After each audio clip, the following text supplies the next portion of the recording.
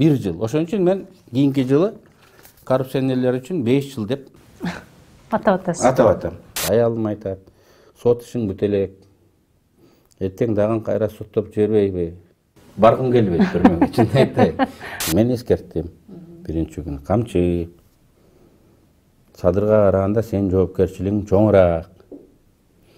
Анткени сен ал түрмөдө жатканда партиясын жетектедиң. Өзүн түрмөдөн алып келип, сен президент кылдың. Бүгүнкү бийликтин идеологиясын мен бир сөз менен түшүндүр десеңиз, реваншизм деп айтат элем. Амансыздарбы, Супер ТВ каналынын көрүүчүлөрү, назарыңыздарда кайрадан саясий коктейль берүүсү. Студияда мен Шайста Шатманова жана Жогорку Кеңештин 6 жолку депутаты, Атамекен партиясынын лидери, Атамекен фракциясынын лидери, ошондой эле Кыргызга белгилүү саясатчы Өмүрбек Текебаев болмокчу. Өмүрбек ага, студиябызга кош келдиңиз. Саламатсызбы? Саламатсызбы. Менчү дегенде эле ушу суроону бүгүнкү күндүн актуалдуу суроосунан баштайын деп турам да. Жогорку Кеңеште биринчи кароодо өттү, референдум өткөрүү боюнча. Ал жерде негизги лозунг элге тандоо берели, мамлекеттик башкаруу парламенттик болобу же президенттик деген суроону мындай кабыргасынан коелу деп турушат да. Сиз ушу Кыргызга белгилүү юрист катары көп ирет конституцияны иштеп чыгууга катышкан адам катары, депутат, мыйзам чыгаруучу катары ушу элге бир жакшы түшүндүрмө берсеңиз дейм да. Мамлекеттик бийлик системасын, конституцияны өзгөртүү бул абдан маанилүү маселе. Мындай маселе мыйзамда көргөзүлгөн тартипте болушу шарт. Ансыз легитимдүүлүк болбойт. Биз бул референдум мыйзамда көргөзүлгөн тартипте өтүшү керек деп эсептейбиз. Муну оппоненттер угуп, силер деле 10-жылы мыйзамы жок эле өткөргөнсүңөр. Азыр деле мыйзам бузуп өткөрсөк боло берет деп айтышат. Эми бул конструктивдүү сын эмес. Илгери бузулган экен, азыр да бузабыз дегенден өзү, орусча айтканда, ущербная позиция. 10-жыл жөнүндө айтып өтүшүм керек. 10-жылы 7 апрель түнү убактылуу өкмөт түзүлгөн. Биз биринчи декретти жасап, конституциянын кээ бир беренелерин тоңдуруп, токтотуп койгонбуз. Декретте көргөзүлгөн тартип менен иштейбиз деп, эртең менен чыгып, ошол тартипти көргөзүп, мына ушул тартип менен иштейбиз деп өзүбүз убактылуу тартип түзүп алганбыз. Убактылуу өкмөттү, анын иштөө тартибин бүткүл кыргызстандыктар, эл аралык коомчулдук бир күндүн ичинде эле тааныган. Америка, Россиядан баштап Евросоюз баары бир күндө эле таанып, ошол кездеги убактылуу өкмөттүн төрагасы Отунбаевка телефон аркылуу чыгып сүйлөшүп турушкан. Демек, убактылуу өкмөт өзү түзгөн эрежелердин рамкасында, анан конституциянын тоңдурулбаган башка нормалардын рамкасында иштеген. Ушуну биз ачык айтып коюшубуз керек. Декрет майда чүйдө мыйзамдардан жогору күчү болгон. Ушундай болчу да. Эгер декретке мыйзамдар каршы келсе, декрет күчтүү деген эреже менен иштегенбиз. Азыр ситуация башка. 5-6 апрель окуялардан кийин биздин коңшу өлкөлөр, Евросоюз, Америка Кошмо Штаты, ООН, Сооронбай Жээнбеков мыйзамдуу президент деп таанышты. Кыргызстандын ичиндеги партиялар, ошонун ичинде Атамекен дагы Ташиев менен Жапаров дагы Сооронбай Жээнбековду мыйзамдуу президент деп таанышты. Бүгүнкү чипкирик деп аталган парламентти мыйзамдуу парламент деп таанышты. Ошон үчүн парламентти жыйнап, премьер болобуз деп бир жагынан Жапаров, бир жагынан Бабанов аракет кылып жатты. Жапаров премьер-министр болгондон кийин Конституцияны таанып, ага колун коюп ант берди. Ушул Конституциянын ар бир чекитин, ар бир өтүрүн коргойм. Ошол боюнча иштейм деп ант берди. Демек, ошол тартип менен иштешибиз керек да. Болбосо ант турат да. Болбосо анткор болобуз да.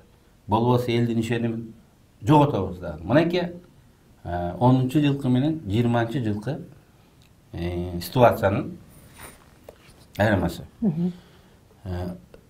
Референдум боюнча мыйзамдын 12 статьясынын 3-пунктунда көрсөтүлгөн.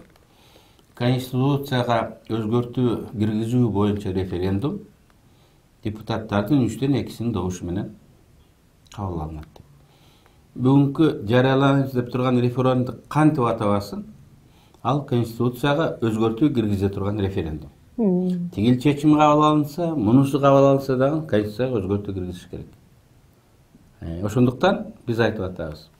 80 депутат кол коюп киргизиш керек эле. 80 депутат бир айдан кийин 3 окуусу дагы бир ай болот.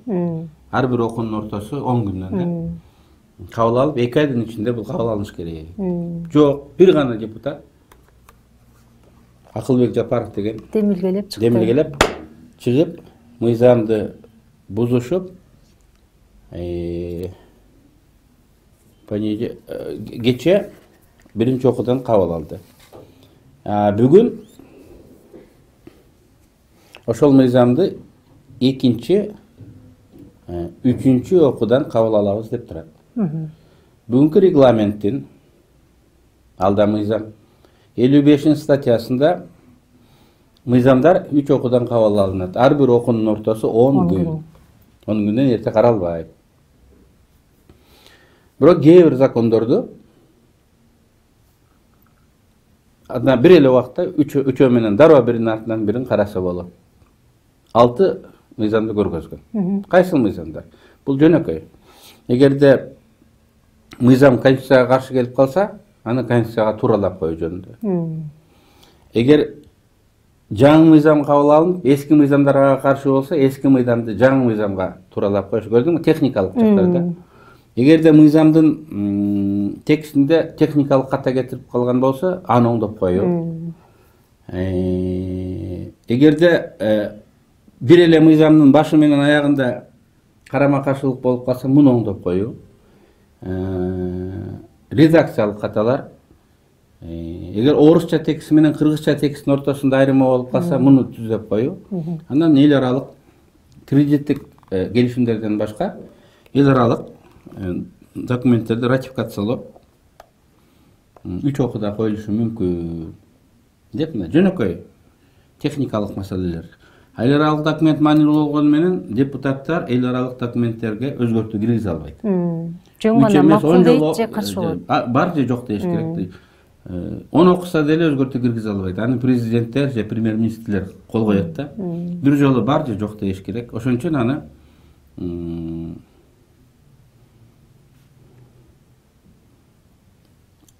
бир убакта кабыл алса болот деген норма бар. Бирок сөзсүз түрдө мисалы жоогер бир фракция каршы болсо, комитет каршы болсо, аны деле бул мыйзамдарды деле 3 окуудан кабыл алыш керек. Бирок баары макул болуп, эми атамга түшүп калыптыр, ушуну кошуп коелук десе, эч ким каршы болбосо, бир күндө кабыл алып койсо болот. Ошентип, референдум боюнча мыйзам Конституцияны, регламентти бузуу жолу менен өтүп атат. Бул туура эмес.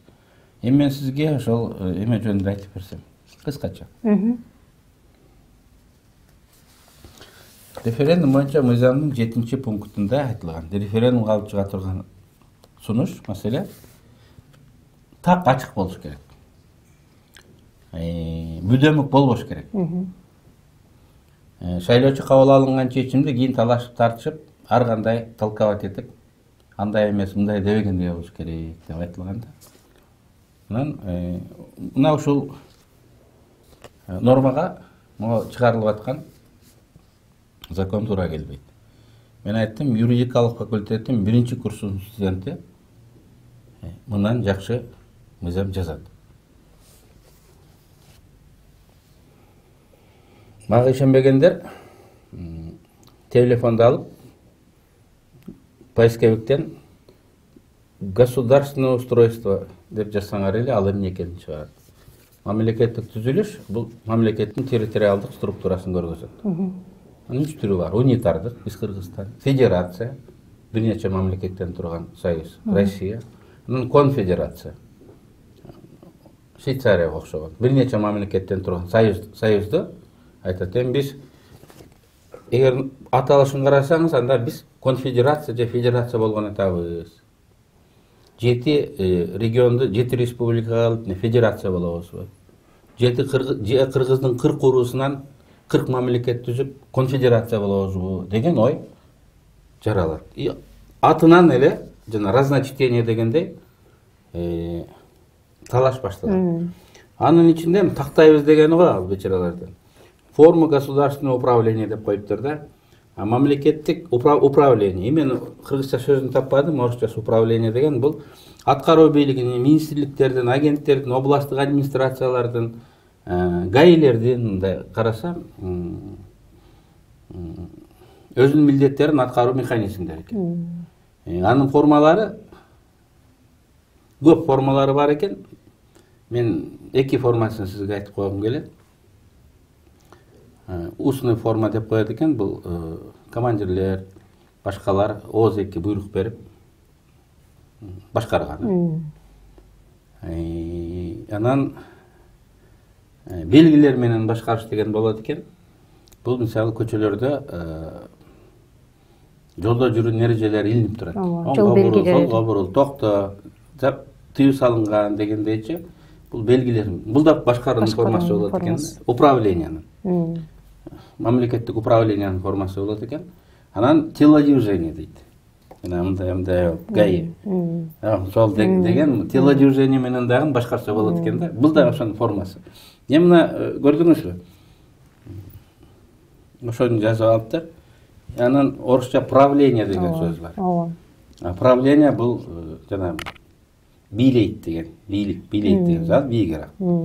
Бирок анда деле мамлекеттик государственный управлениянын 2 түрү бар. Монархия, падышалар башкарган. Конституция дегендей да. Анан республика, бул конституция деп аталат да. Анан кийин аны жазганда деле эл ойлойт, монархия конституцияга кетип атабызбы депчи. Ошон үчүн муну аталышын деле чү деген деле такалышкан. Анан эми ол бергени деле да мамлекеттик управлениянын формасы деп турат. Парламенттик, президенттик деген форма жок экенин айттым мен. Бул майда төмөнкү звено. Эмне урматтуу көрүүчүлөр, президенттик, парламенттик республика деп турат. Айтат, эл сурап атат. Биз тарыхта биринчи жолу элден сурайлык деп чечтик. Мурун саясатчылар таң улаган элге деп айтып атат. Мына мен жоопкерчилик менен айтам. Улуттук лидер жетекчи болуш керек. Жетелеме болбош керек. Мына эгер мен лидерлик кылам десем элге, өзүмдүн айтканымды далилдеп, мына ушундай болуш керек. Ынандырып элди. Мен сиздерге караганда көбүрөөк билем. Ушундай керек. Мына ушуну колдоп бергиле. Деп өзүмдүн вариантымды алып чыгышым керек. Эгер колдобой койсоңорчу, демек силер мени колдобогон болосуңар. Анда мен рахмат деп отставкага кетишим керек. 60-жылдары Деголь ушундай болгон. Деголь да кайра француздарга кайрылып референдум өткөргөндө жакшы көрөт экен. Анан бир референдум өткөрсө француздар колдобой койгон. Анда мени колдобосоңор, значит менин убактым бүткөн экен. Менин убактым келген экен деп алып кеткен. Анан элдин 6-7 вариантты алып чыгып, мага чечип бергиле, менин башым жетпей калды деген бул жетелеме. жетекчи менен жетелеменин айырмасы так ушунда. Макул эми булар элдин пикирин эске алат экен, элдин кеңеш сурайт экен. Анда чын дилден болуп элден баарын сурабайбы? Азыр түшүндүрүп берем.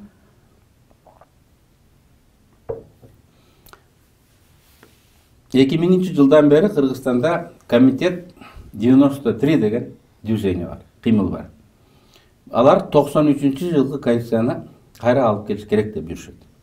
Ал жерде депутаты дагы бар, аттуу баштуу мамлекеттик ишмерлер дагы бар, мурункулары. 93 жылкы конституция бул аралаш системанын конституциясы болгон. Президенттик, парламенттик, француз модели болгон. 20 жылдан бери бир топ адамдар айтып жүрсө, анын колдоочулары болсо, эмне үчүн бул жерге президенттик, парламенттик аралаш система деп үчүнчүсү коюлган? Үчүнчү вариант. Эмне үчүн экөө эле коюлат? Геп ушунда да, эмне үчүн экөө эле коюлат? Аралаш система 93-жылкы деп коюлуш керек. Андан башка дагы бир топ адамдар акыркы 10 жылда курултай киргизилиш керек. Парламенттики да, президенттики да аралашы да жарабайт. Бизге курултай институту туура келет экен деп жүрөт. Мен курултайды архаичный, мындай эски, мындай эскирген деп уктап атпайбыз да курултай десе. Бирок чынында келгенде курултайдын маңызы мындай. Курултайчылар мындай дейт. Бүгүнкү бийлик элдин алдында жооп бербейт экен. 5 жылда бир жолу шайлоого келгенде жооп берет. Шайлоодо чын жалганды айтып, акчасын таратып, кайра эл алдап кетип өтүп кетип атышат. Буларды тынымсыз көзөмөлдөй турган элдик институт керек. Бул курултай. Курултай жыл сайын президенттен, парламенттен, өкмөттөн отчет алыш керек. Жаман иштесе курултай аларды иштен бошотуш керек деп айтып атышат. Маңызы ушул.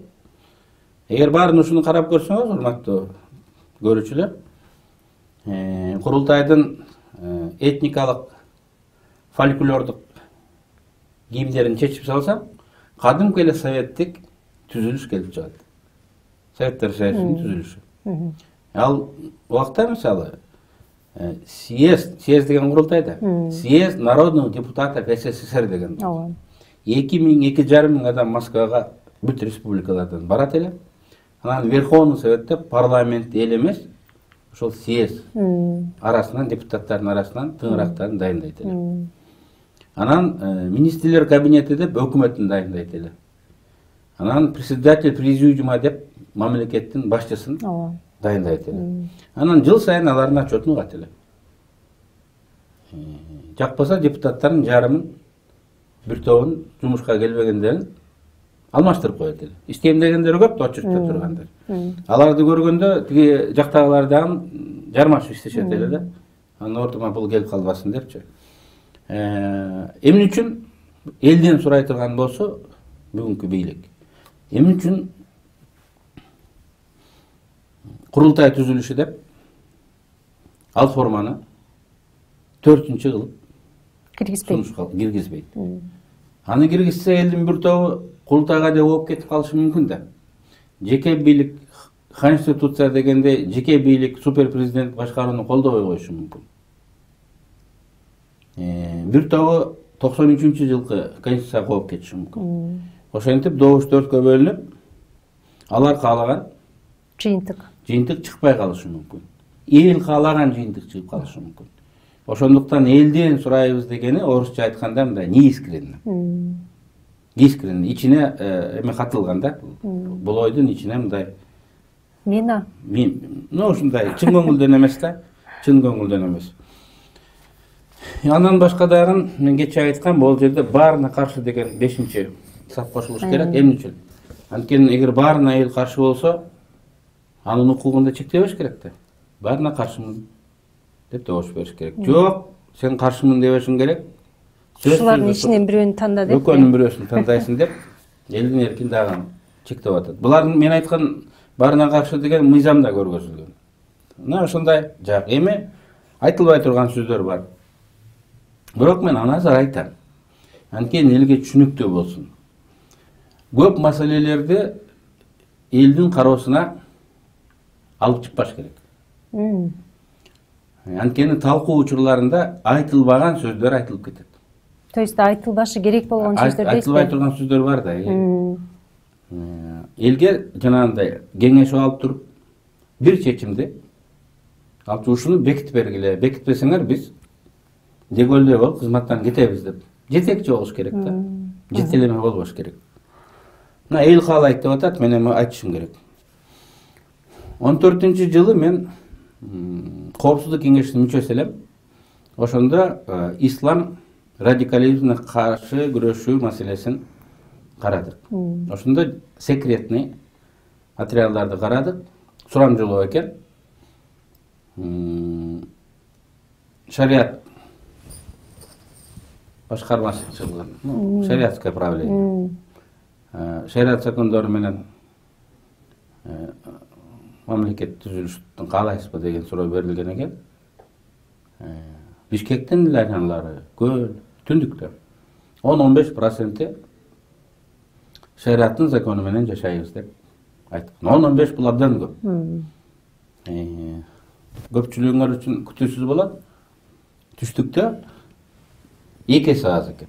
Өзгөчө Баткенде аз экен. 3 менен Бишкек көп да. Мына мен айтат элем, эл дейт экенсиңер, элдин оюн эсепке алат экенсиңер. Эмне үчүн шариаттык башкаруу деп, халифат деп киргизбейсиңер? Вопроско. Ал дагы варианттардын бири болуш керек да, атасыздар. Эгер ушундай эле эл каалайт, эл айтып атат дей турган болсо, анда халифатты да киргизиш керек. Сиз анча-мынчалардын жүрөгүн түшүрөт атасыз. Мен муну айтуу менен, эч ким аны каалабайт. Анткени халифатка кирсек кайра чыкпайбыз. Анткени эч ким каалабайт. Элдин бир бөлүгү каалап турса да, ал добушка коюлбайт. Ал ачык талкууланбайт. Талкууланса да саясатчылар кулуарынан жашырын талкуулап, анан сыртка чыгып болбойт деп айтат. Мен деле могул президенттик башкаруунун өзү эле, президенттик республиканын өзү 10дон ашык түрү бар. Парламенттик башкаруунун деле 10дон ашык түрү бар. Аны окумуштууларыбыз, биздин саясатчыларыбыздын акылы, билими жетпей атса, мына мен канча катасын көргөздүм. Жөнөкөй аларды каяктан билет? Эл башкарабыз деген билармандарыбыз акылыбыз жетпей атат деп элден сурап атса, ишенген кожом суу какса, алдартыңдан талгарма дегендей, кимге биз таянабыз, кимге ишенебиз деген лидерликтин дефицитинин маселеси келип чыгат. Ошондуктан мен ойлойм, ушул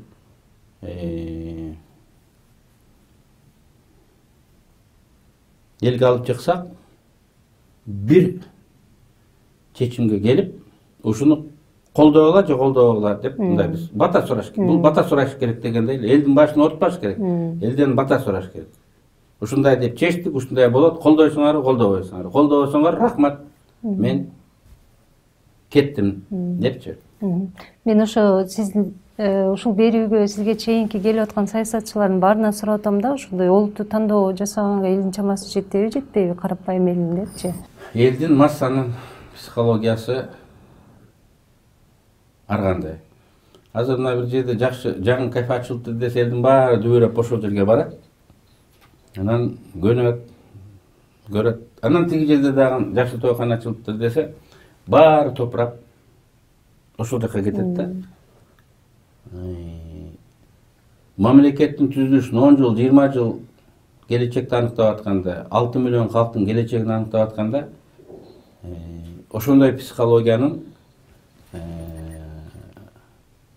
курмандыгы дебейм, ошондой психологияга байлабашыбыз керек. Бүгүн аны көрөбүз, муну көрөбүз деп эл бир аз ушу ар дайым наразы болот, ыза болот, алдап кетти деп сындашат, көңүлү чыкпайт.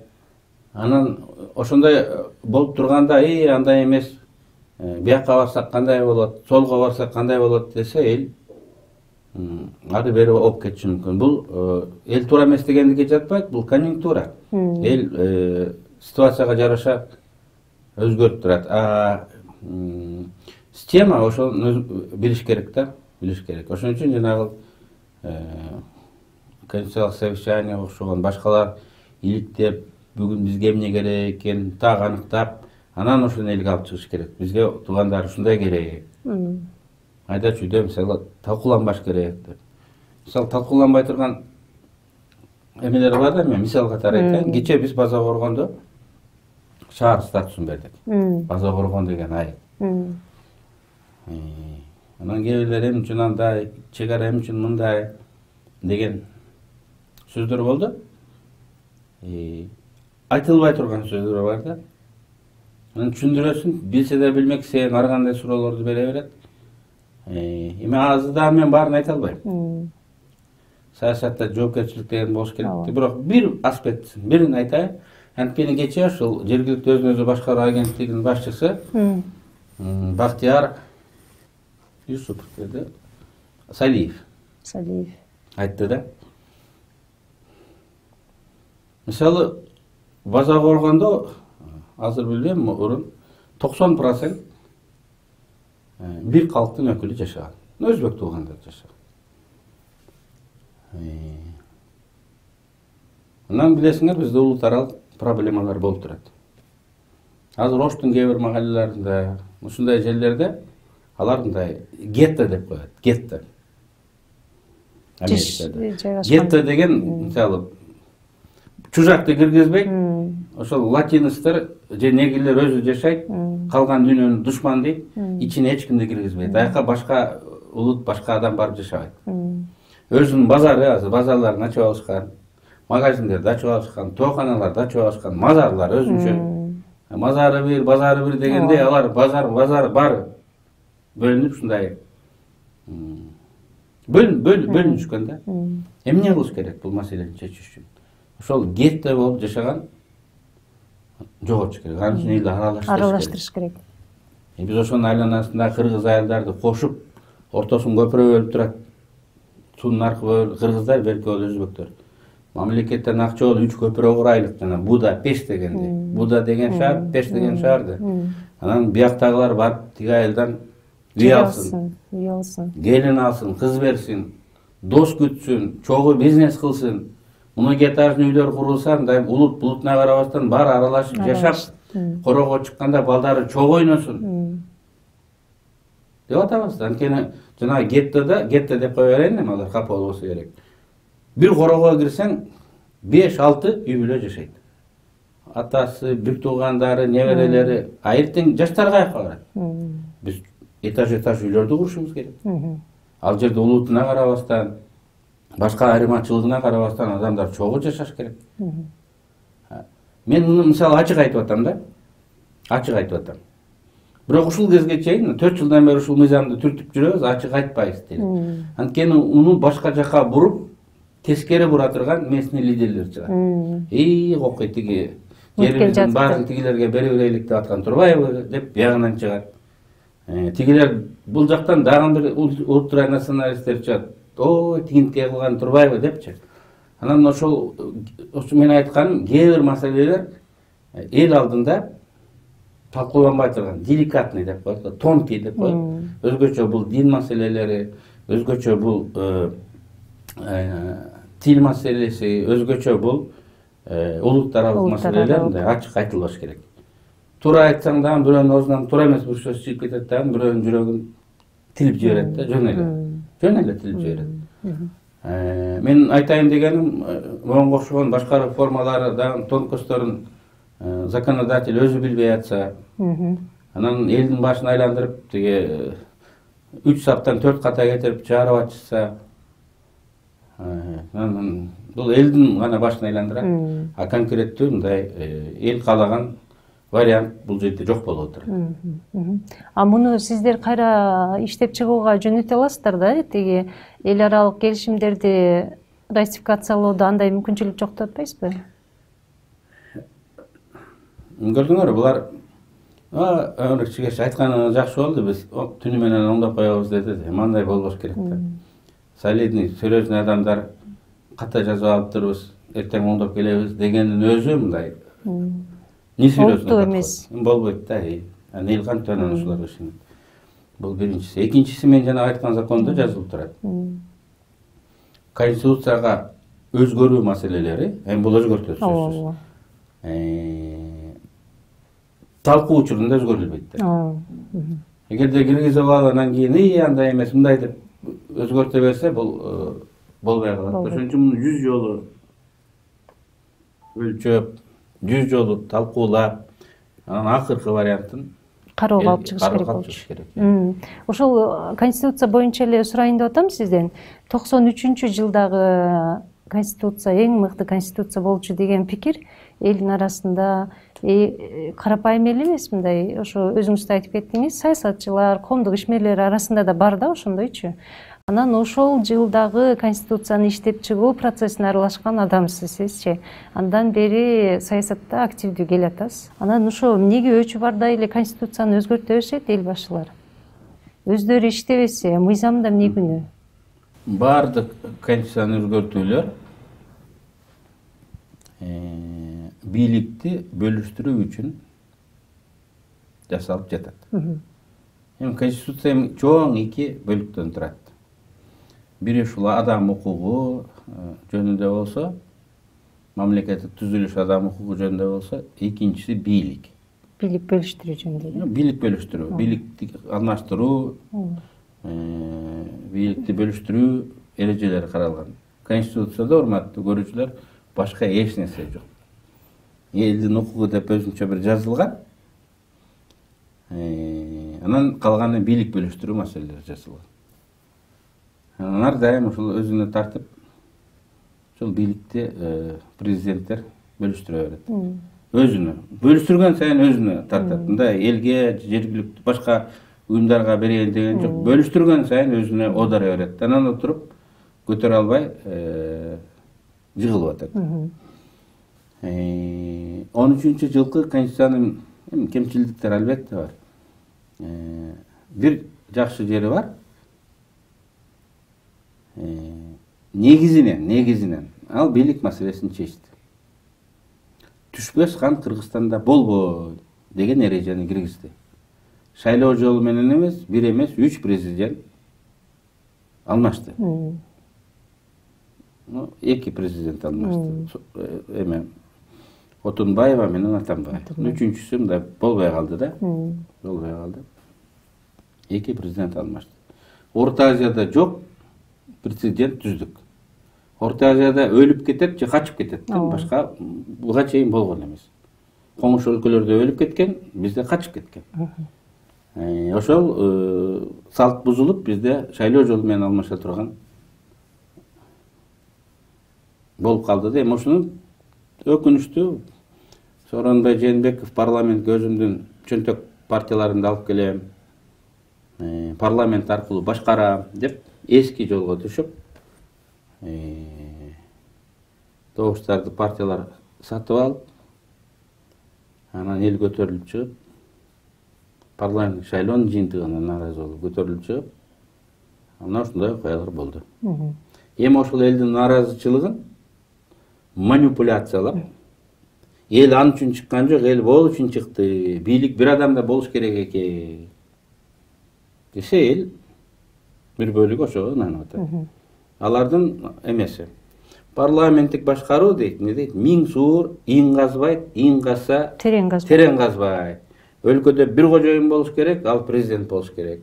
Парламенттик система бул жоопкерчиликтердин системасы, ал эми президенттик система жоопкерчилик бар президентте дейт. Сизге көрүүчүлөргө айтайын. Теңирден тескери. Минтип айтып аткандар каратып туруп жалган айтып атат. Мына супер президенттик Конституцияны кече жакында жазып көргөздү. Президент баарын коет экен. Бирок президент жооп бербейт экен. Ага сөгүш да бере албайсың, эскертүү да бере албайсың, кызматтан да ала албайсың. Конституцияда жок. Жоопкерчилиги каралган эмес. Жоопкерчилик каралган эмес. Ал эми парламенттик системада дагы бир кожоюн бар. Ал премьер-министр. Чындыгында парламенттик системада премьер-министр бир кожоюн бар. Жоопкерчилик ошого жазылган Конституцияда жеке персоналдуу жоопкерчилик премьер-министрге жүктөлөт деп жазылып турат. Премьер-министр жыл сайын курултайдын алдында, парламенттин алдында отчет берет. Эгерде иши жакпай калса, парламент ага эскертүү берет. Эгер абдан жаман иштесе, парламент аны жумуштан алып коюшу мүмкүн. Жана курултай принциби ушул жерде ачылып атпайбы. Туура бизде премьер-министрлер жыл сайын алмашылат деп айтып атат да. Аны парламент алмаштырган жок. Аны президенттер алмаштырды. Акаевдин убагында жыл сайын президент башкарып. Акаевдин убагында жыл сайын алмаштырды. Бакиевдин убагында жыл сайын алмаштырды. Атамбаевдин убагында жыл сайын алмаштырды. Парламент аркылуу алмаштырды. Акыркы убактарда парламент аркылуу мурун өзүлөрү эле кет десе эле мындай. Орун бошот керек десе эле рахмат деп бошотуп кетип калышат эле да. Көрдүңөрбү? Алмашуу бул парламенттик президенттиктен эмес, ошол жогорку бийликте турган адамдардын саясий маданиятынан жана түшүнүгүнөн көз каранды. Мен бүгүнкү күндөгү дагы бир жаңылык жөнүндө сиздин пикирди билгим келип турат. Кечээ күнү Американын каржы министри, АКШнын каржы министрлиги Матраимов аттуу биздин жаранды, бажы кызматынын төрагасынын мурдагы орун басарын мындай айтканда, жалпак тил менен кара тизмеге киргизди да. Ал жерде адам укуктарын одоно бузгандар, анан коррупциялык иштер боюнча ушундай жаза колдонулуп келе жатат. Анан ал жазага биздин жаранды океандын ар жагында бир өлкө киргизип атат да. Ошондо кыргыз бийлиги коррупция менен күрөшүүгө ал жетпей калды. Эмне болду? Кандай кабыл алыш керек бул нерсени? Бул прецедентсиз окуя. Орто Азия боюнча коррупционерлер көп. Өзбекстанда деле миллиардтап урдайт. Тажикстан бизден коррупция көп. Буга чейин ошо Гүлнара Каримова түшкөн экен да ошондой немеге. Дүйнөлүк тизме бар да, дүйнөлүк тизме бар. Биз азыр 126-өлкөбүз. Биздин артыбызда Тажикстан, Түркмөнстан, Өзбекстан бар. Бизде более коррумпирован. Биз анан бизде Казакстан бизден алдыракта. Биз коррупция дегенде эле, урматтуу жердештер, бизден жамандары дагы бар. Алар биздин президенттик деп аталган өлкөлөр. Тажикстан, Өзбекстан, Түркмөнстан. Бизде анча мынча урдасаң, же тууганыңды коюп койсоң, эл кыйкырып чыгып, чырылдап жүрүп, бир асындай тизгиндеп турабыз да. Башка өлкөлөрдө андай кой деген кожосу жок. Беспрецеденттик. Башка өлкөлөрдө деле бар, аларды киргизген жок. Биздин өлкөдө Матраимов райымда ошол тизмеге киргизди. Демек, америкалыктар биздин өлкөдөгү процесстерге маани берип карап турат. Биздин өлкөдөгү процесстер аркылуу регионго кандайдыр бир таасир эткиси келет. Демократиялык процесстер аркылуу таасир эткиси келет да. Демек, бирөө киргенден кийин жол ачылды, экинчи, үчүнчүсү кириши мүмкүн. Бизге ушундай кастарын тыгып көңүл буруп калып райымды киргизди. Демек, эртең экинчиси, үчүнчүсү, төртүнчүсү кириш мүмкүн да. Мен муну бүгүнкү бийликтегилерге, алардын жакындарына эскертет элем. Адам укугун бузса, коррупция жагында чара көрбөсө, чиновниктер дагы кирип калышы мүмкүн. Россияда көп чиновниктер ушул тизмеге кирип жүрөт. Эгер биздин чиновник кирип калса, ал Европага бара албайт, сүйлөшө албайт, келишим түзө албайт. Домашний арестте болуп эле Кыргызстан территориясында отуруп калат. Бүгүнкү бийликте турган топ жөнүндө сурайын деп турам да. Акыркы комментарийлер, аракеттер боюнча караганда, ушу 2010-жылдан берки жылдарды, апрель революциясынан берки 10 жылды тарыхты кайра жазуу аракети жүрүп аткандай байкалат да. Сиз бүгүнкү бийликтин идеологиясына эмне деп, кандай деп мүнөздөмө берет элеңиз? Бүгүнкү бийликтин идеологиясын мен бир сөз менен түшүндүр десеңиз, реваншизм деп айтат элем. Реваншизм сиз айткандай өч алып, мурунку системаны реставрация деп коет. Реставрациялап кайра алып келүү аракети деп билем. Бүгүнкү бийликте турган группанын популярдуулугунун себеби, табияты, анын өнүгүшү жөнүндө мен кыскача айтып өтсөм, эми биз байкап турганбыз да. 10-жылы Макеев түштүккө барып каршылык көргөзүп, трайбалисттик, регионалисттик маанайды күчөткөн. Анан ошол кезде ошол тирешүүдөн улам чет элден үчүнчү тараптардын катышуусу менен өзбек, кыргыз ортосунда кагылышуу чыккан, дагы улуттук маанайдагы күчөгөн. Ошентип трайбалисттик, регионалдык, улутчулдук маанайды саясий топ пайдаланып, 2010-жылкы шайлоодо убактылуу өкмөткө ошону каршы коюп, демократия, прогресс деген түшүнүккө ошол 3 түшүнүктү каршы коюп, негизинен түштүктөн добуш алып келишкен. Негизинен. Эми муну биз Бакиевдик реваншизм деп атаганбыз ал кезде. Ошондон бери карасаңыз, 7-чи канал жана башка аларга контролундагы маалымат каражаттан только ушул 3 багыт эксплуатацияланып күчөтүлүп берилди. Мен ушул жаманы Текебаев. Азыр деле 7-чи канал, регион деген жазсам, Текебаев эле жаман дей берет. Анын конституциясы жаман тупик алып келди дей берет. Ондон бери айтат, онун аркасын айта алышпайт. Ош окуясы деп айтат. Ячейка деп айтат. Ушулар деле кайра айтат. Ушунун эмесинде мынакей 10-жылкы шайлоону өткөрдү, 15-жылкы шайлоону өткөрдү, 20-жылкы шайлоону өткөрдү. Мына азыр карасаң, ушул президенттик шайлоону деле ошол реваншисттик идеология менен өткөрөбүз деп атат. Мен айттым, туугандар, жаңы бир нерсе тапкыла дейсизби? Мен туугандар дедим, силер тарых 10-жылдан башталбайт. 2009 деле айтып койгула. 30 жыл дейбиз. Андан мурунку жылдарда дагы айтып койгула. 2007 Силер тарыхтык реваншисттик кылып, тарыхты 10-жылдан беркини кайра жасайбыз дебестен 20-жылдан баштап ары улаш керек. Элди консенсуска, ынтымакка чакырып, башын бириктириш керек. Анан 10 жылдык тарыхты кесип, анын колдоочуларын эл душманы катары көргөзгөнгө аракет кылбаш керек. Конфликт алып келет. Мына Садыр Жапаровдун рейтинги бир жакшынакай болуп турган. Эч ким мындай тийише албай турган. Шайлоого барса 100% өтө турган болуп турган да. Конституцияга тийди, баляга калды. Текебаев эмес. Жаштар, прогрессивдүү күчтөр, Бишкекте эмес, Лондондо, Парижде, Европада жашап жүргөн, Россияда жашап жүргөндөрүнө чейин именно прогрессивдүү бөлүк, билимдүү бөлүгүн ызылдап каршы чыгышты.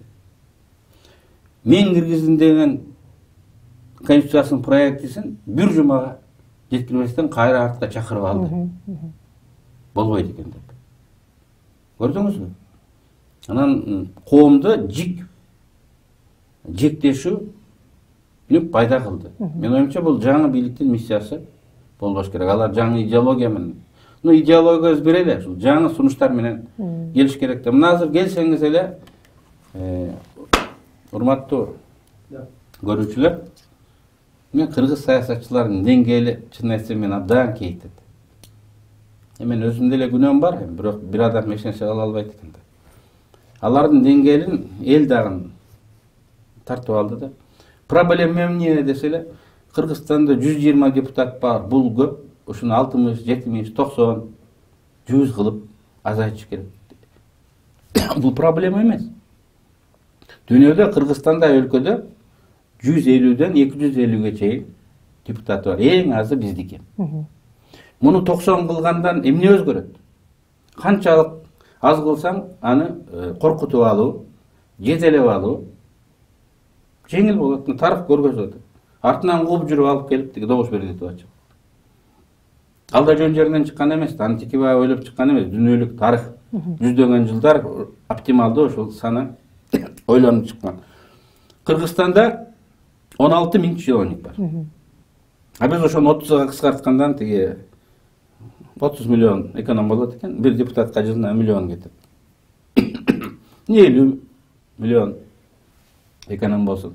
Сооронбай Жээнбековдун аппаратына өзүнүн иш аракетине 1,5 миллиард сом кетип атат го бир президентке, 1,5 миллиард. Ошонун миллиардын кыскарбай атпыбы, биз 50 миллион эмес. Андан 20 эсе көп кыскартпайбызбы? Президенттин бала чакасын, аялын кайтарып тиги эметкен келет тиги ошол 15 депутат, 20 депутаттын акчасы кетерин биз билебиз да. Ал эми ууруларчы. Бир ууру андан да бегеске акчаларды урдап атат. Мен муну айтайын дегеним, биз болбогон примитивдик арифметика отуп алып 15 депутат азайыш керек, көбөйүш, ушуну важный отуруп алышып, дүйнөнүн тагдырын чечкендей болуп 120 көп, 90 болуш керек. Айтасың, тапкан чоң маселе чечүүнүн жолу. Бирөө айтат, жок, сен 70 деп айтат, сеники туура эмес, 30 эле жетет. Жөн элемде айтып коюшат да. Эми ал туура эмес. Эми биз тарыхтан, башка коңшу дүйнөдөгү маселелерди мындай карашыбыз керек. Ошентип, мен бүгүнкү бийликтеги топтун идеология саясатын конструктивдүү эмес, элди ынтымак чакырып, жаңы ийгиликтерге жетишүү эмес, реваншизмден бул өч алуу да, өч алып, эски тартипти реставрация кылуу деп билем. Азыр мага ишенбегендер да болот, бирок убакыт өтөт, көрөсүңөр. Мисалы, ушул өкмөт келди, бир экономикалык демилгесин уктуңузбу? Мен бекеринен тиги Жапаров премьер болгон күнү бекеринен сөз сүйлөгөндө айткан жокмун. Элдин ишеними бул каш менен кабактын ортосунда. Бүгүн бар, эртең жок. Бул жазгы өткүндөй эле өтүп кетет. Ошол 100 күн эме дүйнөлүк практикада 100 күн эл ишеним берет экен. Эмне кылсаң да, туура кылсаң, туура кылбасаң да колдойлу ушуну, көрөйлү дейт экен. 100 күндөн кийин жемишин бербесе дагы жасаган иштер көрүнүш керек да. Азыр 2 ай болуп кетип атат. Эмне демилгеп болду? Экономикада эмне демилгеп болду? Мага айткылачы. Мен эле укпай атамбы, же мен эле көрбөй атамбы? Эмне демилге болду? Коррупцияга каршы күрөшөбүз деп бир мыйзам киргизиптир. Президенттин милдетин аткаруучу Талант Мамытов кече кол койду дейт. Да, о добровольном декларировании имущества доходов физическим лицам дейт. Маңызы мындай экен. 21-жылдын 1-январынан баштап 31-декабрына чейин 70 миллион сомго чейин, бул 1 миллион доллар. 1 миллион долларга чейин урдап алган акчаңыз болсо, менде ушундай акча бар деп декларация берсеңиз, ал акча адалданат экен. Адал акча дейт экен. 1 миллион долларга чейин айтсаңыз, 1 тиын төлөбөйт экенсиз. Эмне төлөйт? Бланктын акчасын төлөйсүң дейт, мейли сом болсо керек. Анан нотариустун акчасын төлөйсүң дейсиң, ал да 100-200 сом болсо керек. 200 сом тегереги. Миллион долларың болсо, урдап алганбы, сурабайт сенден. Айтат ушул жерде, кайдан алдың деп сурабайт. Налогту төлөбөдүң деп жазага тартпайт, сурабайт. Башка кылмыш жообуна тартпайт. Соцфондко төлөбөйт. Ошо төлөмдөр төлөнбөйт деп жазылып турат.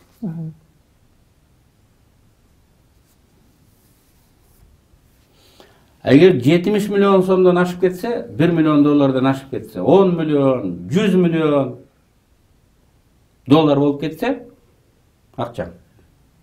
Катып жаткан акча. Же катпасаң да үйлөрдү куруп коюп, тууган урууңа оформить этип, өзүң ала албай аткан мүлкүң болсо, 700 миң сом төлөйт экенсиң, 10 миң доллар төлөйт экенсиң. 10 миллион доллардык буюмду катып жүргөн алып келип көргөзсөң, болгон 10 миң доллар төлөйт экенсиң. 100 миллион доллар буюмуңду алып келсең деле 10 миң доллар төлөйт экенсиң. Мынакей закон. Кийинки 1 жылда ушинтип адалдаштырып, мыйзамдаштырып алсаңар болот. Колго түшпөй урдасаңар, өкмөт мыйзамдаштырып берет. берет. 1 жыл. Ошон үчүн мен кийинки жылы коррупционерлер үчүн 5 жыл деп Атап атасыз. атап атам. Бүгүн дагы мындан кийинки бир мыйзамды кабыл алган атышат парламент. Аны да зордук зомбулук менен регламентти бузуп комитет карай элек болсо дагы тез эле өткөрүп жиберелик деп атат. Кээ бир мыйзам аттарына экономикалык амнистия маселелер боюнча өзгөртүү түзөтүүлөрдү киргизүү деп аталат дагы. Бул жерде мындай болуп атат. 1, 2, 3, 4. Анан кийин 9. Анан кийин 6. Мисалы 9 статьяда эгер ущербти ордуна берсең эле кылмыш жолуна тартылбайсың деп атат. Мынанда. Бир статья, 205 статья. Присвоение или растрата веренного имущества. Сиз мага, сиз ушул студия сизге ишенип берилди. Сиз камераны алып сатып жибердиңиз. Башканы алып туруп үйүңүзгө алып кетип калдыңыз. Организацияны. Ответственное лицосуз, материально ответственное лицо алып кетип калдыңыз. Причинение. Присвоение или растрата. Жок. Мен ошол компьютерди алып чыгып кетип атып, колго түшүп калсаңыз, кечирип кой деп компьютерди кайра берип койсоң, жоопко тартылбайсың. Жоопко тартылбайт экенсиң. То есть колго түшсөң, алганыңды берип койсоң, жоопко тартылбайт экенсиң. Жазылып турат. Тергөө жүрүп атса, тергөө токтойт. Сот жүрүп атса, сот токтойт. Түрмөгө отуруп калган болсоң, түрмөдөн чыгасың. Түрмөдө отургандар дагы мына коррупция деп отургузбат. Ошолордун баары жана эми ущерб төлөсө чыгып кетет экен. 209 статья. Причинение имущественного ущерба путем обмана или злоупотребления доверия. Мы было мошенничество. Айтып атат, мошенник бола бер. Кайтарып берсең болду. Эгерде сен колго түшүп калып кайтарып берсең, сен жазаланбайсың. Колго түшпөй алып кетсең сеники. Эл коркпой калат. Бул криминалдык саясаттын негизги максаты страх. Эл кой, мен колго түшүп калам, уят болом, камалам деп коркот. Анан ошону коркуп башкалар ошо жасабайт. Биз айтып атабыз. Колго түшүп калсаң, кайтарып берсең эле камабайбыз. Жакшысы кармалбай калсаң. Кармалбай калсаң, ал сеники. Деп айтылып атат. Андан башка дагы 6 статья боюнча. Бирөөсүн айтайын. Экономическая контрабанда деген жери бар. Мына экономическая контрабанда. 223 статья. Болду. Колго түшсөң анда дагы мисалы чек-арадан товар жүрүп өтүп кетип атасың, анан ущерб төлөп берсең, колго түшүп калсаң, бошотуп берет. Ущерб деген жана төлөнө турган поштаны. А өтүп кетсең, утуш сеники. Камалбайсың. Камалбайсың. Предпринимательдер, контрабандисттер, коррупционерлер. Ошо бир күндүк акчамды жоготом деп коркпойт. Алар 10 жылдык өмүрүмдү жоготом, камалып калам деп коркот. Анан 10 жол өтөсүң, бир жол түшсөң, бердим, кутулуп кеттиң. Ансы деле беришет алар. Ар өткөндө беришет. Анан эми мынакей экономикалык саясат. Ушинтип Кыргызстанга экономикалык амнистиянын максаты эмне? Инвестиция алып келебиз. Инвестиция алып келебиз дейт.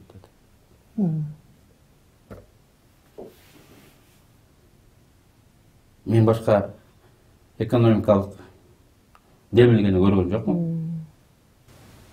Бул амнистия жарыялоону Садыр Жапаров демилгелеген. Эме демилгелеп атпады эле. Демилгелеп аткан ошону эми мыйзам түрүндө. $1 миллион урдап алып келсең, $10 миң төлөйт экенсиң.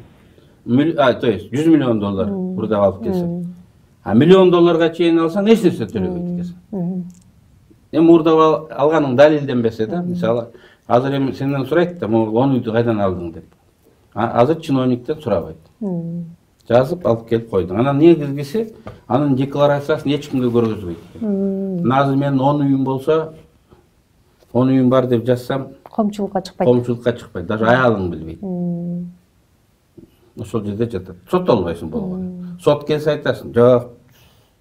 Тиги жерде мен 10 жыл мурун жазып койгон элем эле былтыр дейт. Барса чын эле турат. Жоопко тартылбайт. Мен сиз жөнүндө сурайын деп турам да, 2011-жылдан тартып Алмазбек Атамбаев жана анын командасы бийликте болду. Ал 2017-жылы өзүнүн досун өлкө башчылыгына жардам берди, коюп кетти. Анан убактылуу өкмөттүн башка мүчөлөрү болду. Эмне үчүн ошол бийликте турган кишилер четте калып эле учурдагы топ Текебаевга каршы, Текебаевди сындоо, жамандоо, каралоо, жаман көрсөтүү аракети менен жүрүп атат. Эмне үчүн именно сизге карата мындай иштер жүрүп атат да? Мен биринчи жолу айтам, айтпай жүргөм. Эртеби кечпей бардык нерсе айтылат. Дагы айтпай жүргөн дагы көп нерсем бар.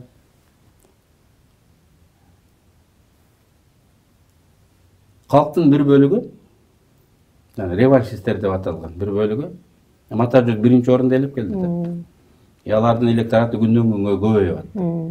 Ошол жылдары. Ошол жылдары. Аны Атамбаев албетте көрүп турду.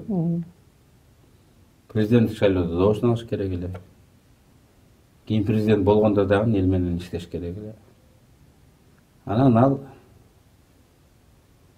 бизден убактылуу өкмөт дистанцияланып, мен убактылуу өкмөт эмесмин, силер айтып аткан жамандар болар деп өзү мындай чыгып кеткенге аракет кылды. Ошон үчүн мындай түртүп жакындатпай. Ошон үчүн Бабановдун өтүнүчү менен Бабановдун ишенген байкеси Зарылбек Рысалиевке мародёрлордун ишин текшер деп мен буйрук бердим деп мага айтып жүрөт. Кагазда бар кол коюп бергенчи. Мен Бабановду биз жумуштан кетиргенден кийин капа болуп калды Өмүрбек. Анан суранып келген экен, мен ага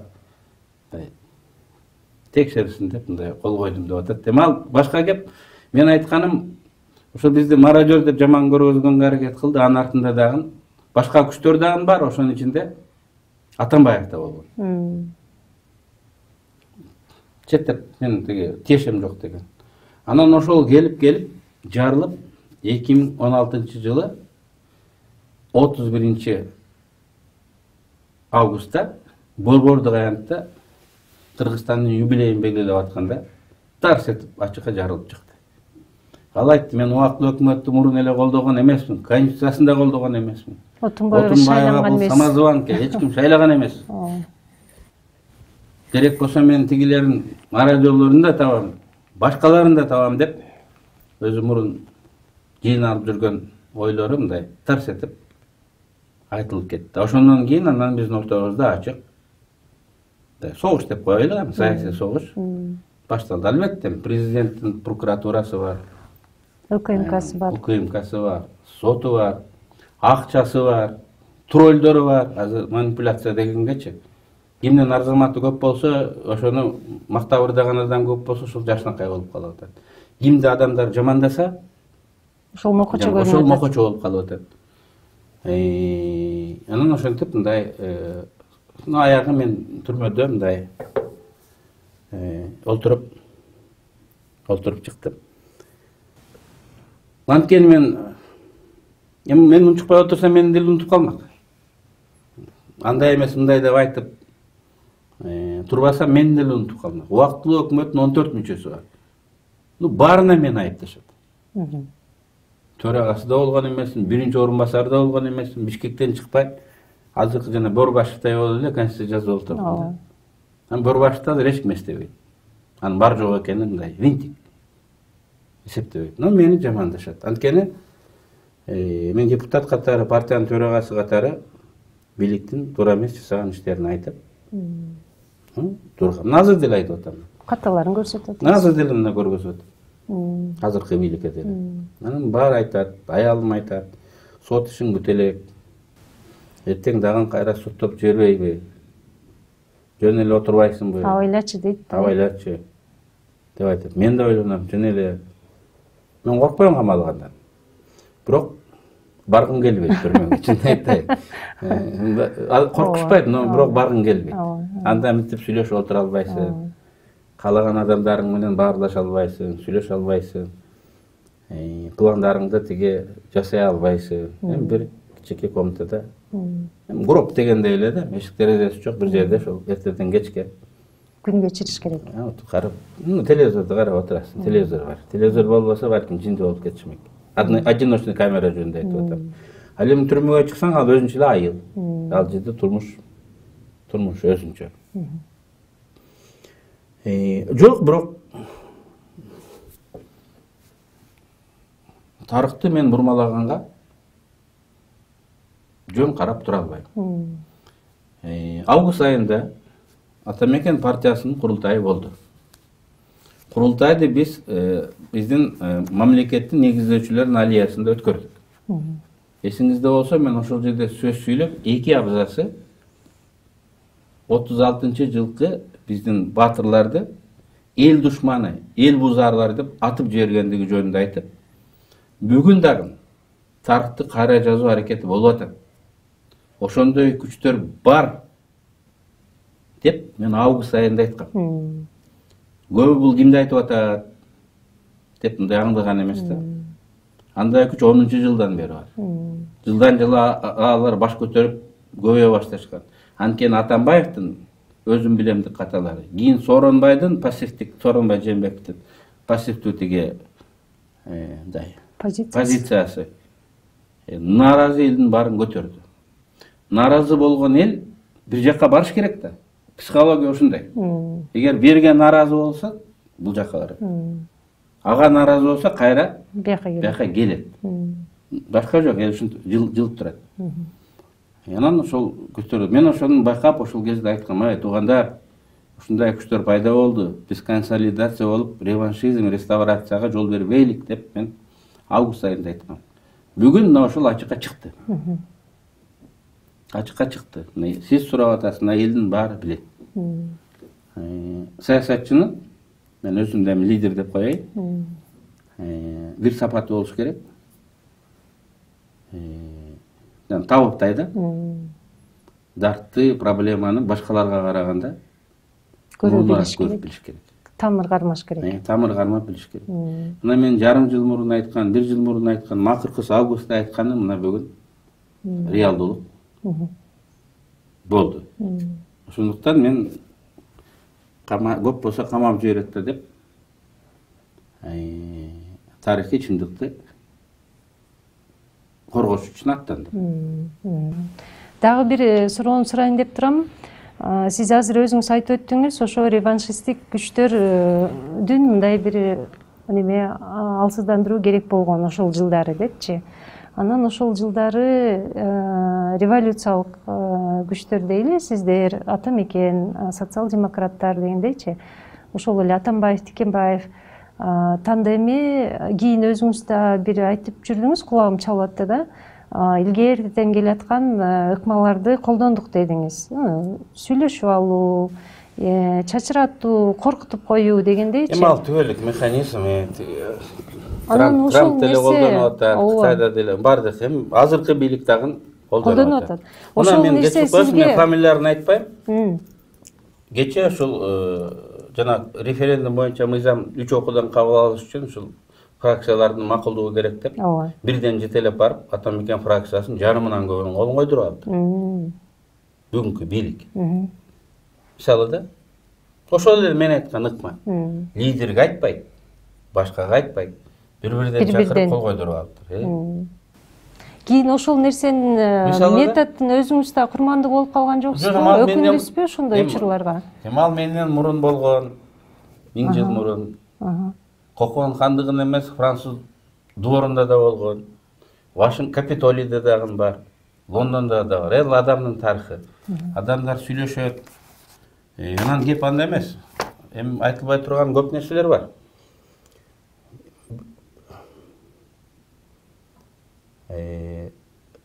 Көрөрмандар, айтылбай турган көп нерсе бар. Биринчиден айтып жиберсем бир топ адамдар капа болот. Экинчиден айтып жиберсем, Текебаевге ишенич жок турбайбы? Мындай сүйлөшкөн сөзүңдү мындай айтып Жайып коет коет экен деп, экен, эртең мага эч ким ишенип келип, сырын айтып, мени менен союз түзүп, план түзбөй коет. Айтып коет экен деп да. Ошон үчүн саясатчылар мемуар жазып, мен өлгөндөн кийин 20 жылдан кийин жарыялансын деп небере чөбөрөлөрүн таштап коет. Өзү өлөт, аны менен чогуу жүрүп капа боло тургандар өлөт. Анан анын сөзүнүн актуалдуу болбой калганын эч кимге зыяны тийбейт. Мен азыр айтсам, Зыян тийгизет. бир топ адамдарга зыяны тийет. Башкалар мага ишенбей калат. Ишенбей калат. Анан мен саясатта жанагы грязный дело деп коет го. Эми бул жерде однозначность болбойт. Мисалы, сүйлөшүп көрөсүң да, сүйлөшүп көрөсүң. Сиз менен сүйлөшөм. Тамырыңызды тартам. Анан жок, болбойт окшойт деп барып, дагы бирөө менен сүйлөшөсүз. Анын тамырын тартасыз. Ачык айта албайсыз да. Анан төртүнчүсү менен сүйлөшөсүң. Ачык айтылбайт. Көп нерселер ачык айтылбайт. Ачык айтыш үчүн мындай көп мындай чай ичиш керек да. Көп чай ичиш керек. Анан карап турган адамдарга муну менен деле сүйлөшүп атат, тиги менен деле сүйлөшүп атат. Дейт, бул өзү ушундай, бизнесте деле, саясатта деле. Анан бизде эмелер аз да, игроктор дегенде. Башка адам жок, 5-6 эле. Көрүнүп турат да. Мисалы, журналисттер болсоңор 5-6 СМИ бар. Андан башка менен сүйлөшө албайсың. Окумуштуу менен сүйлөшөм десең 5-6 экономистибиз бар, 5-6 тарыхчыбыз бар, башка жок. Бул саясатчылар ушуларга келет. Алар баары менен сүйлөшөт. Баарынын чайын ичет, баарынын көңүлүн алат. Эмне дейсиң? Эми турмуш ушундай экен. Анан сиз баланты кетирилгени жөнүндө айтып атасыз да? Деги эле ошол маал жөнүндө айтып атам. Анан кийин кайра эле ошол ыкманын өзүңүз курмандыгы болуп калдыңызбы? Анан ошондо бир өкүнгөн күндөрүңүз болдубу дейм да. Ушуну кылбай эле койсом болмок, жардам бербей эле койсом болмок депчи.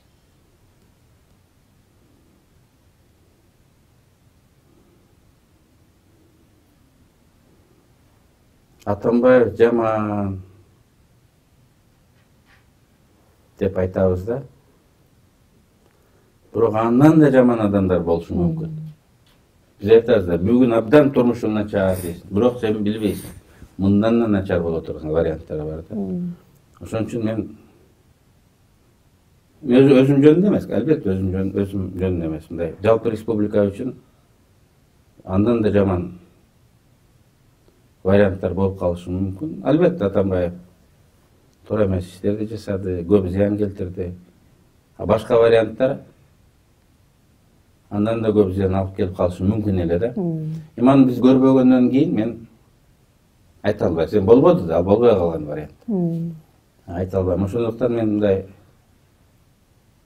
жеке өзүм үчүн да, жеке өзүм үчүн жасабай койсом болмок. Но мен жеке өзүм, мен характерим ошондой. Мен өзүмдү мындай өзгөртө албайм. Өзүмдү өзгөртө албайм. Мен ушундайм. Менин баалуулугум башка. Анан жана Кияз деген Текебаев партиядан бизнес кылам деп айткан деп рушак сөздү таратып жүрөт да. Партия түзүп байган адамды көргүлө. Партия алгандан көрө шаардын бир жакшы жерине автозаправка куруп алсаң, ошол пайданы 1000 эсе көп берет. А партия бул зыян, чыгым. Партия алгандан көрө бир жерге базар же супермаркет ачып койсоң көбүрөөк пайда берет. Мына мен 30 жыл 5 президенттин жанында жүрдүм. Сиздей болуп отуруп. Ачам десем, 7 областка 7 супермаркет ачып коймок. Кээ бирөөлөрдөй болуп туруп тиги 10-20 автозаправкаларды ачып коймок. Бизнес кылам деген адам ушу партия түзөт. Тескерисинче байып алган адамдар партиядан партия түзүп алмаштырып жүрүшпөйбү. Мындан көп түшүнбөйт да. Лидерлердин диктатурасы дейт да. Диктат болушун үчүн сен бийликте болушуң керек. Сенден алардын тагдыры көз каранды болуп туруш керек. Оппозициялык партияда лидер болсын үшін жеке авторитетің, жеке мамилең болсын керек. Алар сенің емес, сен алардың көзін қарап тұршың керек. Оппозициялық партияда адам сеніменен бар қачатта, сенен қачат. Келіш үшін құдаңды тозып алғандай қуанып келіп қалыптыр деп тозып алып шайыңды бересің. Адам келбей алған үшілер болды, бакет алдычы. Біреу келсе сүйінесің, қуанасың да, келді, жақсы кішеке, кел отыр деп 4 сағат уақытыңды кетіресің. Сөйлеп жүр.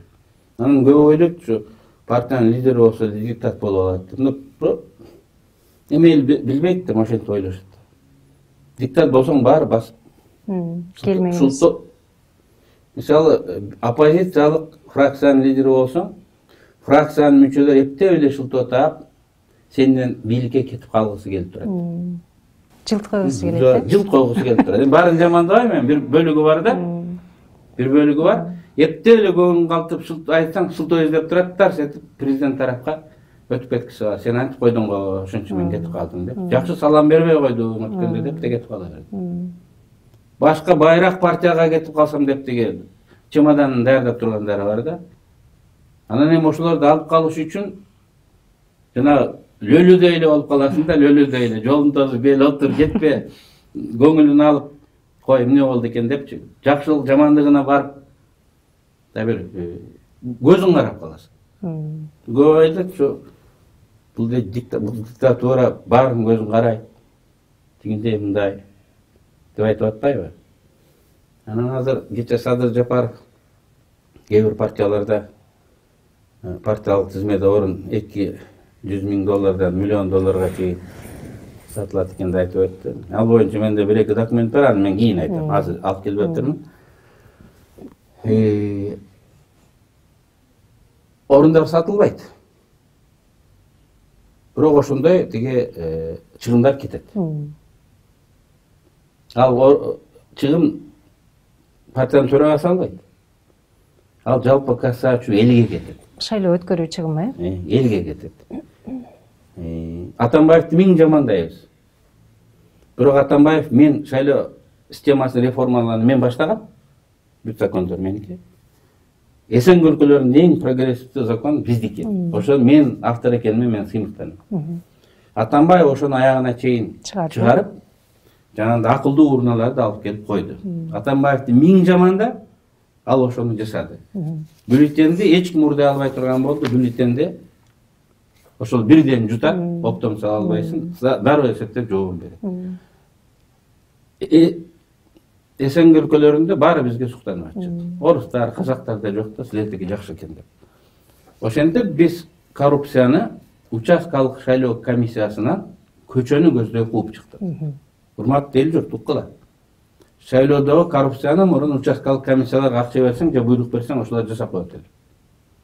Биз ал жердеги коррупцияны көчө, биз деп мен өзүм Атамбаевга кошо айтат, көчөгө кууп чыктык.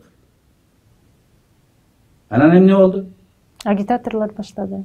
Жок, анан эл ала баштады. $100 чейин добуштарын сатып атышат. 2000-3000 кайерден көп берет экен деп. Бар, мен элди жамандабайм. Болгону биз коррупцияны көчөгө кууп чыктык, эл акча алып атат. Анан мынакей, Мекенин Кыргызстан деген партия бар. Райым, Атраевдин партиясы. Баарыбыз жамандап атабыз. Жөн эле жамандап атабыз. Бишкек шаары. Мен элге наразы болбойм, мен факт констатация кылам. Билимдүү, баардык маалыматтарды алат, аралашып жүрөт. Шайлоонун жыйынтыгы боюнча Бишкекте ким биринчи орунду алды? Бийликтин партиялары алышты. Жок, Райымдын партиясы алды. Ал бийликтик эмес беле дейсиз? Жок, мен айтам, Райымдын партиясы алды. Технологиясын түшүндүрдү. Баарын агитатор деп Канат Азиз деген айтты. Канча 12.000 деди, канча миң агитаторду алып, баарына акча 2 ай төлөп бердик.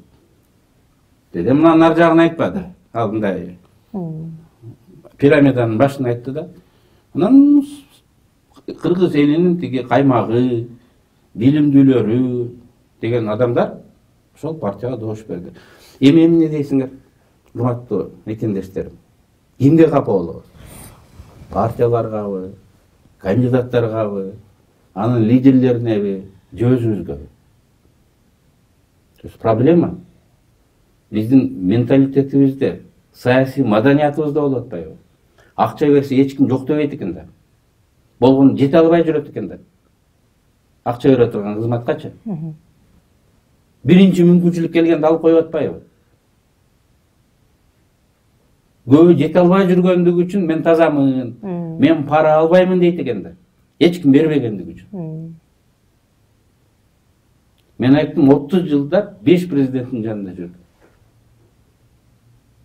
Эгер мен өзүмдү президент ойлогондо, Саламбековден кем эмес бай болот болчу. Сиз билесиз, 3 комнат квартирада жашайбыз. Үйдү куруп 62-де бүтүрүп атам.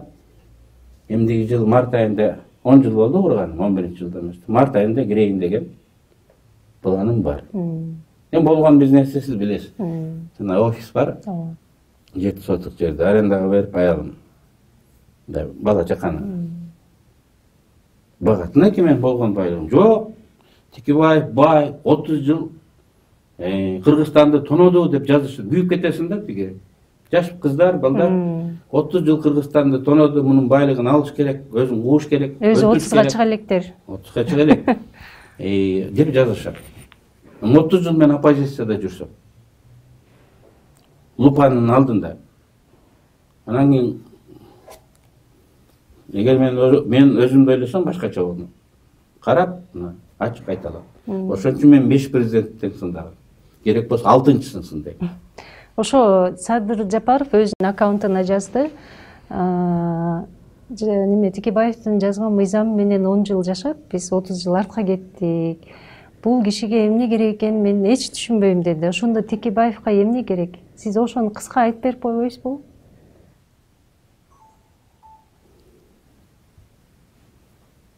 Мен принцибинде Садыр өзү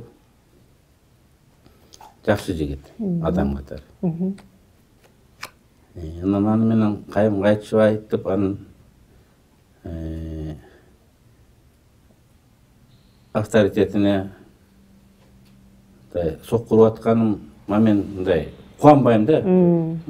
Өкүнүчтүү. Сыймыктана турган деле эч нерсе айтасыз да? Эми эрдик эмес болчу. Мен үчүн бул эрдик эмес.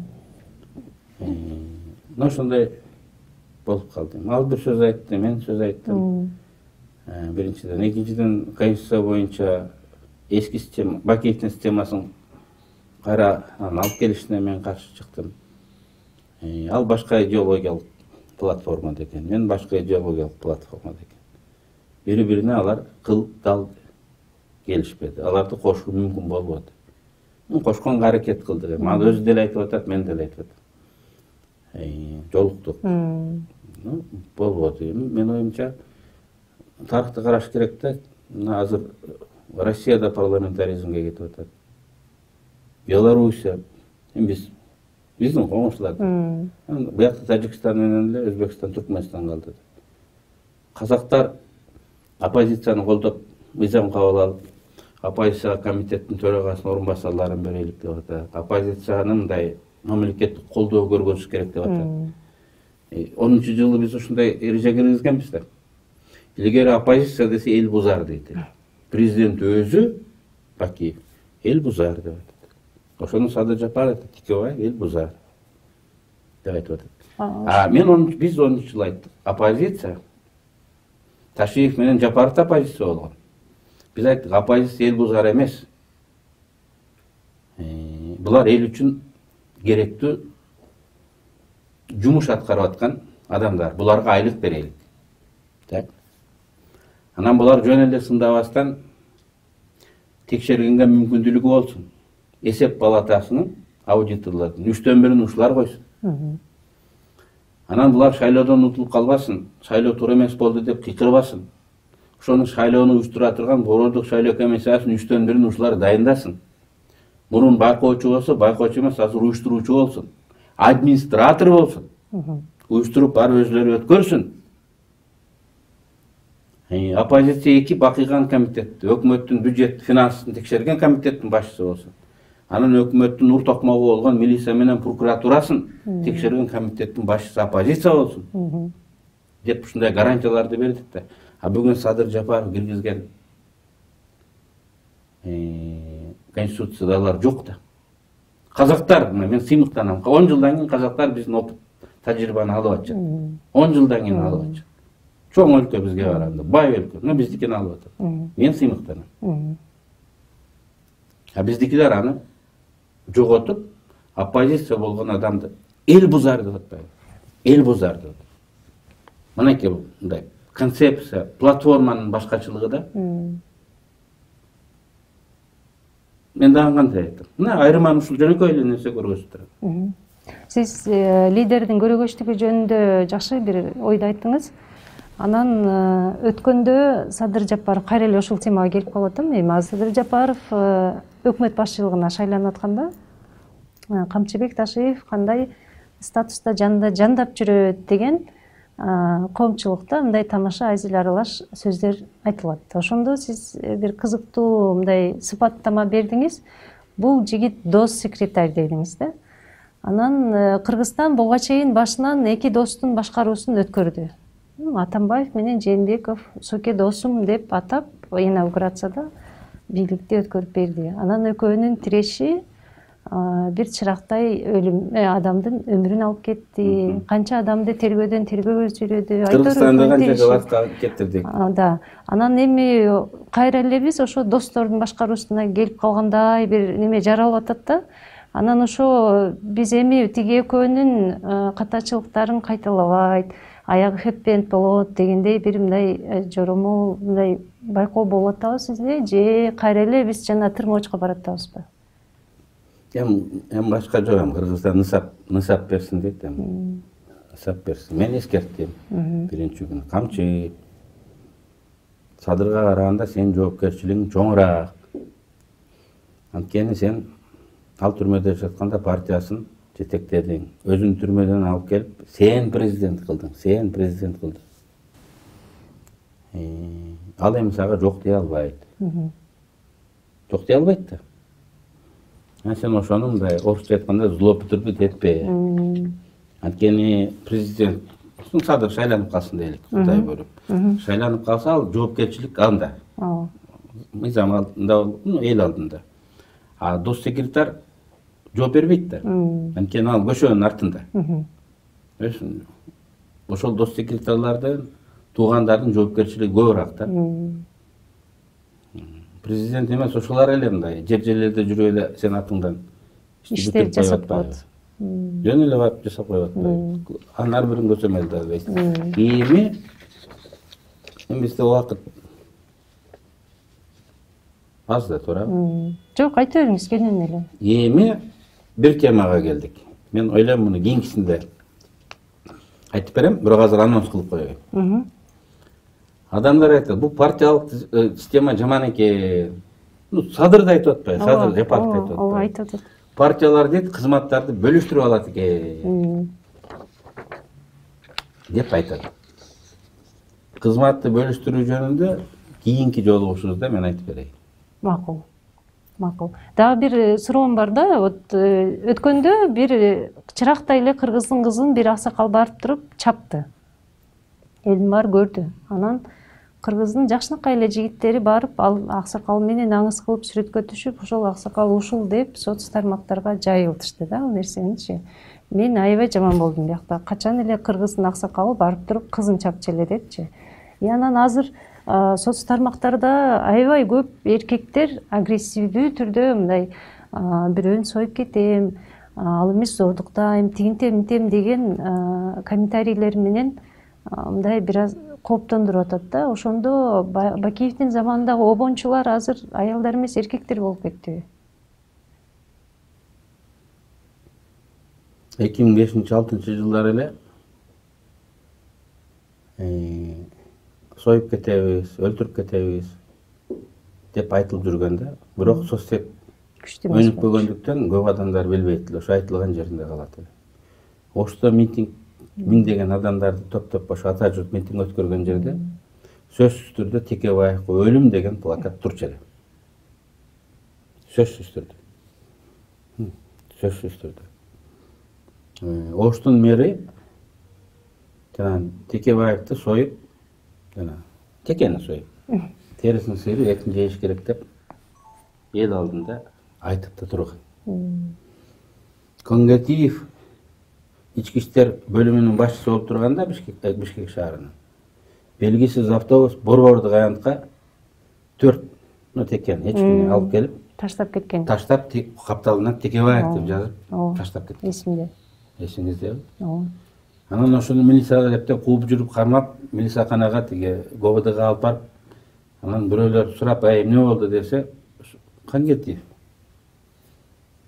текени союп, этин шишкебек кылып жеп атабыз, ха-ха-ха деп мындай тамашалап күлгөндө.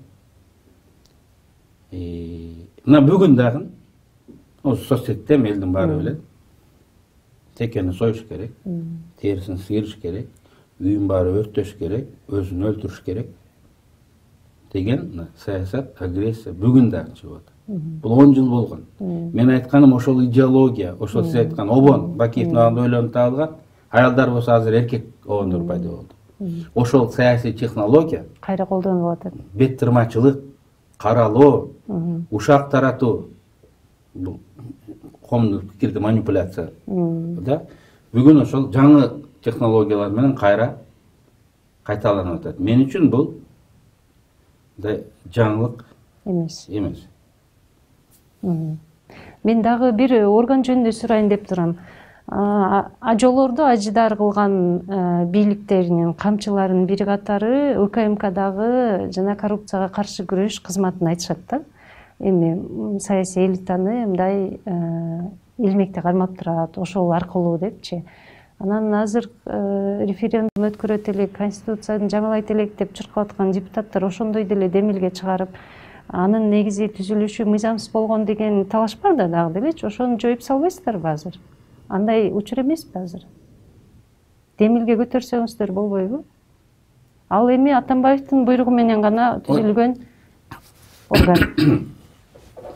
Ким көтөрөт? Сиз мисалы. Мен көтөрөм, сөз болуп калат да, мен көтөрөм. Ким колдойт? Азыр АКСти жойлук деп депутаттарга карасаң, баарын жер карап калат да. Анткени ал жерде камчы турат. Президенттен кем калбаган, керек болсо андан өткөн таасирдүү адам турат. Камчынын колундагы камчысын алып коелук деп ким айта алат? Ким айта алат? Көзүн көтөрүп карай албайт. Мурунга кичине карап каяш айтат эле Абдил Сегизбаевкачы. Азыр көзүн көтөрүп карай албайт. Көрсү, көзүн көтөрүп карай албайт. Көп айтат тиги биз түркмөн болбойбуз. Биз кыргыз мен Түркмөнстан болобуз десе, түркмөн болбойбуз. Кыргыз деген намыстуу эл. Мындай тиги болбойбуз дейт да. Туура, сиз түркмөн болбойсуз, коркпойсуз. Мен коркпойм. А бийлик керек дегендер, байлык керек дегендер селекцияга ошондойлор тандалат. Эгер бир президент 10-15 жыл өтүп калса, азыркы тике карап сүйлөй тургандар, жанында тең ата болуп жүргөндөр жоголуп, только кошоматчылар чоңоет. Карьердик ошондой саясатчылар келет. Алар жана Түркмөнстандагыдай болуп жер карап, президент сөзүн конспектлеп отуруп калат. Эл эмес. Ошол карьеристтер ошондой жерге келет. Ошондой адамдар тандалат, селекция болот. Тандалмалар ошол жерге келет. Анан мен Түркмөнстан десем, элди Текебаев шылдыңдап атат, эл болот. Эл эмес, эл жакпаганы Россияга кетет, Европага кетет, камалат, күрөшкөндөрү болот. Но элита, саясий элита, ошондой адамдардан жиналат. Азыркы парламентте деле мына мен фамилияларын айтпайм. 10 адамды алып салгыла. Калганы ошентип отуруп беришет. Калганы ошондой эле. Калганы ошондой эле. Мен жыйынтыктоочу суроо берейин деп турам. Сиз Кыргыз өлкөсү так эгемендүүлүк алган жылдардан бери саясатта, активдүү саясатта келе жатасыз да. Бийликте болбосоңуз, түгүл парламентте болбосоңуз деле дайыма Текебаев эмне дейт? Текебаев эми кайсы багытты берет деп каалашабы, каалабайбы, баары бир сизди карап түзөнүп келе атышат. Анан ошончо жылдан бери эл өстүбү бизде, коомчулук? Өстү. Анан же кайра эмне катаны кетирип атат эл? Эл өстү, албетте. элдин мүнөзү. Биз башка коңшу өлкөлөрдөн мүнөзүбүз менен айырмаланабыз. Түркмөнстан болбойбуз деген бир чети чындыгы деле бар. Садыр айтып атпайбы? МК болбойбуз, эл ага мүмкүндүк бербейт, кууп чыгат депчи. Ал чындыгы бар. Эми биз башка мен эмес, чет эл иликтөөлөр да айтып атты, биз башка калкпыз. Өзүбүздүн күчүбүзгө ишенебиз. Бизге жанагындай кожоюн болбош керек. Эми бирок ошону биз ушул сапатыбызды мына анархияга эмес, демократиялык жол менен бийлик алмаштырып, анан башка убакта өзүбүздүн мындай мыйзамга баш ийгенди, мыйзамды сактаганга үйрөтүшүбүз керек да. Азыр биз гордый десе, мыйзамыңда турганым жок дейт да. Мыйзамды аткар деген кишини койчай деп мындай дейт да. Биз ашыкча түшүнгөн жерибиз да бар. Бирок биз өнүгүп атабыз. Социалдык тараптан, саясий тараптан өнүгүп атабыз. Мен экономика жөнүндө айткан жокмун. Биз башка калк болдук. Мен биринчи кезекте ошол өзүмдү социалдык инженер деп коеюн. Социалдык инженер катары ушундай жаңы калк жаралганына, жаңы мүнөз жаралгандыгында менин чоң салымым бар деп эсептейм. Көп айтат, Текебаев, сен эмне кылып койдуң деп. Мен миллиардтаган доллардык тиги буюмдарды Кыргызстанга алып келип койгонго салымым бар экенин айтпайын. Жаштар билбейт да Текебаев эмне кылып койду деп. Мына Садыр Жапаров жакында 1,5 миллиард акчаны кредит алгандарга берди деп. Туура, андан көп берсе да болмок. Жок, болгон тап. Анда таба албай атат. Берди. Мен жаман көрүнүп жүрүп 3 жыл мени финансисттер, банкирлер жамандады. Сүткорлукка чыгып койдум. Эгер мурун микрокредиттик организациялар, ломбарддар 100, 200, 600%ке чейин кредит берсе, азыр мыйзам менен 36, 40 көтөрүлүп турат, деп чек коюлду. Анан ошолор азайды. Ошол мен азайткан жылы 8 миллиард кредит алгандарга мен пайда алып келдим. Азыр жылына 2-3 миллиард алар мен алган мыйзам боюнча пайда көрүп атат. Мен бирөөнү эле айтып атам. Эл билбейт да муну.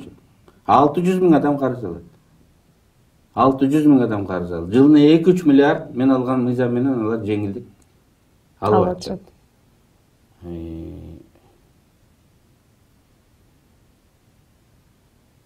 Эмне сурап атыңыз? Жыйынтыктоочу неме эл өзгөрдү деп сурап. Эл өзгөрдү. Мен эметтим. Эл албетте өзгөрдү. Эл өзгөрдү. Мен сыймыктанам. Өзүм менен эле эмес, эл менен биринчи кезекте сыймыктанам. Анткени бир адам өзгөртө албайт. Биз үлгү көргөзөбүз, биз багыт гана бере алабыз. Мен жалгыз эмес. Мен жаман көргөн оппоненттер, саясий атаандаштар, биз баарыбыз күрөшүп жүрүп, ошол күрөштүн процесстин байкоочулары, катышуучулары катары эл саясатчылардын жаңы муун өзгөрдү. Алар биз кеткен катадан сабак алыш керек. Жакшы эгер жактар болсо, андан ары өнүктүрүш керек. Өмүрбек байке, чоң рахмат сизге. Көп убактыңызды алдым. Урматтуу көрүүчүлөр, ушун менен маегибизди жыйынтыктайбыз.